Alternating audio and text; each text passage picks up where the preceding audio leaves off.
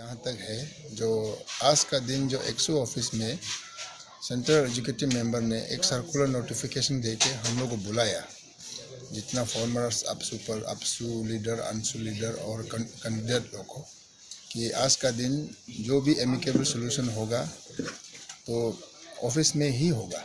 तो वो सर्कुलेशन को देख के हम सब ईटानगर से कल शाम को पहुंचा, तो आज हम ऑफिस गया।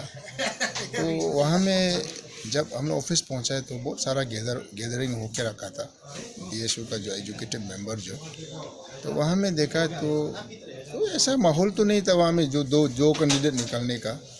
तो वहाँ में आफ्टर लॉन्ग डिस्कशन का बाद ये यूनानिमस किया गया कि यहाँ एक ही कैंडिडेट वहाँ एप्लीकेशन सबमिशन दिया, वो मेरा नाम से था। तो वहाँ पे हमको ऑफिशियल डिक्लेरेशन दिया। तो ऐसा तो कोई दो टीम नहीं था। हाँ, फिर हाल ही में मैंने अभी भी सुना कि एक टीम जो हायर सेकेंडरी स्कूल में ऑफिशियल लिया। तो मेरा ये मानना है कि जितना भी अनसू का जितना भी इस कमिंग से जो बड़ा लीडर निकला है, तो वो जितना भी ऑफिशियल लिया तो एक्सू ऑफिस से ही लेके स्टेट में आगे जाके फाइट किया और लीडर भी बहुत बना। तो मेरा ये मानना है कि आज जो ऑफिशियल डिक्लेयर मुझे दिया जो एक्सू ऑफिस से, तो आगे जाके हमको स्टेट में लगना है। और आज जो एक स्कूल में नीचे बजरा हायर सेकेंडरी में कुछ ग्रुप ने इलेक्शन प्रीपोल इलेक्शन कराया बोल के अभी सोशल मीडिया में घूम रहा है, तो वो बिल्कुल गलत होगा। कल को जो जैसे भी हो, यहाँ एक्सू ऑफिस बना हुआ है, तो ये एक्सू ऑफिस जो हमारा जो स्टूडेंट और फ्रेटर्निटी का और स्टूडेंट लीडर का एक टेंपल है। तो यहाँ से आप नहीं लेके आप कोई स्कूल में जाके कोई घर में बैठ के ऑफिशियल लेगा, ये सिस्टम को बिल्कुल ये गलत है। ऐसा कल को भी अपना डिस्ट्रिक्ट में फ्रैक्शन लाने के लिए नहीं करने से ठीक है।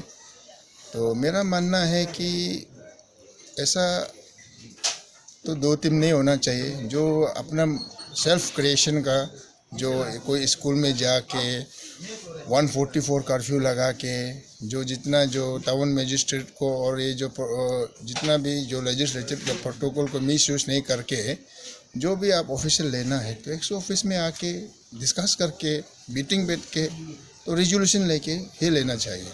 तो आज वो नहीं आके एक्सो ऑफिस में जहाँ तहाँ स्कूल में जाके, ऊपर से अभी एकेडमिक सेशन चल रहा है, तो उसको लड़का लोग का जो एकेडमिक सेशन को बर्बाद करके बैठ के ऑफिशियल लिया है, ये बिल्कुल गलत होगा। और मेरा मानना है अभी आज जो एक्सो ऑफिस में सेंट्रल एजुकेटिव मेंबर ने हमको ऑफिशियल दिया, डिक्लेरेशन किया, वो जेन्युइन होना चाहिए। तो सर जो भी हो, ये घर का बात है। तो एज ए लीडर मैं ये कभी होने नहीं दूंगा कि डिस्ट्रिक्ट से दो टीम। तो एज ए लीडर अगर मेरा ये सोच विचार है कि आज जो भी दो टीम डिक्लेरेशन हुआ वो ऐसा होना नहीं चाहिए। कल को हम लोग बात करेंगे, डिस्कस करेगा। अगर ऐसा ही स्टेट में अगर दो कैंडिडेट लगना है जाके, जैसे डिक्लेरेशन हमको दिया गया, वो भी कैंडिडेट ऑफिशियल कैंडिडेट अगर क्लेम करता है, तो मेरा मानना है आदमी इंसान का ये जो freedom to contest, freedom to, उसको हम कर्तल नहीं कर सकता है। अगर वो अपना सेल्फ डिक्लेरेशन करके लगना चाहता है स्टेट में, हमको कोई प्रॉब्लम नहीं। और मेरा ये मानना है, तो अगर आपको स्टेट में यहाँ से डबल कैंडिडेट जाके लगना है, तो ऐसा अगर आपने प्लान कर लिया तो हमको इतना प्रॉब्लम तो नहीं है। अगर ऐसा गलत सोच विचार लेके आता है तो मैं उसका आगे तो कुछ नहीं बोल पाऊँगा। सर मेरा एक सवाल है, जैसे कि अभी इस कमिंग से अभी दो कैंडिडेट होगा, तो हम लोग का यहाँ का जो स्टूडेंट होगा जो बाद में वोट डालने जाएंगे, दोनों ही बड़ा भैया है, तो उन लोग कंफ्यूज हो जाएगा कि हम दोनों को हम अच्छा करते हैं लेकिन किसको हम सपोर्ट करेगा ना।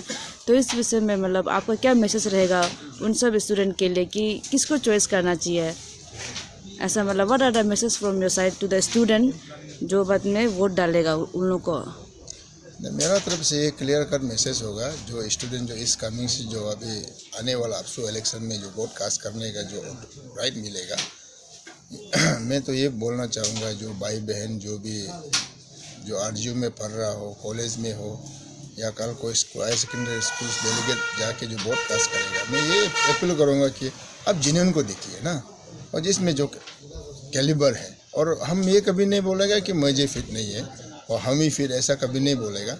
लेकिन मेरा ये मानना है, जब आप डिस्ट्रिक्ट का इंटरेस्ट का बात करता है, लीडरशिप का बात करता है, तो एक दूसरा को यहाँ में एकोमोडेशन दे के जाना चाहिए। और मुझे आप तो प्रेजेंटली आप वाइस प्रेसिडेंट भी बना है, और ये टेन्योर में आप वाइस प्रेसिडेंट में बैठ के आप अगर जेन्युइनली सोचता है तो किसी को मौका देना है। तो अगर आपका दिल में ये है कि हम मौका नहीं देगा, हर समय हम ही कंटेस्ट करेगा, तो ये गलत सोच विचार लेके नहीं जाना। और स्टूडेंट से मेरा ये मैसेज होगा कि ये आप जेन्युइनिटी को देखिए, और कल को आप ही होगा, आप ही ये आने वाला का लीडर आप लोग होगा, आने वाला का ऑफिसर आप लोग होगा, तो आप जेन्युइनिटी को आप अच्छे से जांच कीजिएगा। और ये मैं कभी नहीं कहूँगा कि हमको ही वोट दीजिए, ऐसा कभी नहीं कहेगा। आप समझदार है, आप समझ सकता है। तो आजकल का ज़माना है, तो आप जब आरजीयू में पहुँच गया, कॉलेज में पहुँच गया, तो अब हमसे ज़्यादा समझदार है। तो आप ये चीज़ हमको रेस्पेक्ट करके, प्यार करके, सपोर्ट करके अगर प्रेसिडेंट बनाता है, तो मेरा तो टॉप प्रायोरिटी तो एजुकेशन सेक्टर में हो। और ये मैं नहीं कहूँगा कि हम अब प्रेसिडेंट बनने का सारा अरुणाचल स्कूल को हम डेवलप करेंगे, ये कभी मैं नहीं कहूँगा। हाँ, वहाँ में भी एक मैकेनिज्म होता है। जैसे आप अभी प्रेजेंट अपसू अंशु को आप देख सकता है, जितना भी स्टूडेंट ऑर्गेनाइजेशन, आप सिर्फ विद इन कैपिटल में ही आप एक्सरसाइज करता है। मेरा तो ये टारगेट है, अगर कल को हम अपसू प्रेसिडेंट बन गया, तो मेरा मेन मकसद तो जितना जो इंटीरियर है अपना अरुणाचल प्रदेश में, बहुत सारा बैकवर्ड जगह में, जहाँ में सच में रियलिटी में जहाँ इंफ्रास्ट्रक्चर नहीं है पढ़ने के लिए, और वहाँ जहाँ टीचर स्टाफ नहीं होता है, और एंड देन जो सच में गरीब है, जो माँ पिताजी है पर अपना बच्चा को पढ़ाने नहीं सक रहा है, वो बच्चा को मैं ये कोशिश करूँगा मेरा साइड से कि अपसू का तरफ से हम लीडर हैं, तो हमको मेरा ये मकसद है कि हमको ऑफिसर प्रोडक्ट करना है आने वाला समय में जो स्टूडेंट है। तो हर कोई लीडर बनने के लिए ऐसा नहीं सोचना है, स्टूडेंट लोग ऑफिसर प्रोडक्ट होना। आज अरुणाचल में आप देखिए, जब एपीसीएस का बात करता है, यूपीएससी का बात करता है, या कहाँ अरुणाचल का आता है। और रैंक में आप देखिए, आप ये चीज़ को समझना है, ये आप टॉप प्रायोरिटी तो आप एकेडमिक को देखना है। और मेरा ये प्लान है कि कल को हम अपसू प्रेसिडेंट बन गया, तो सच में जो नीडी पीपल है, जो गरीब है, माँ पिताजी जो पढ़ाने नहीं सक रहा है बच्चा को, उसको सारा विद इन कैपिटल में दुनिया भर का प्राइवेट स्कूल है, बहुत सारा है। तो वहाँ हर साल में 1-2 बच्चा को अगर अपसू का तरफ से पढ़ाएगा, तो मेरा टेन्योर कल को हम जितने 3 साल का टेन्योर होगा, हम 3 साल पढ़ाएगा, आने वाला 3 साल पढ़ाएगा, फिर आने वाला नेक्स्ट 3 साल पढ़ाएगा। आफ्टर 10-20 ईयर्स का बाद आप इमेजिन कर सकता है वो बच्चा पक्का ऑफिसर बनेगा। और वो ऑफिसर बनेगा तो सोशल सर्विस ही करेगा, स्टेट के लिए काम करेगा, वो कभी भी गलत काम नहीं करेगा। वो रियल चीज़ को जानेगा कि ये चीज़ है क्या। Okay, thank you.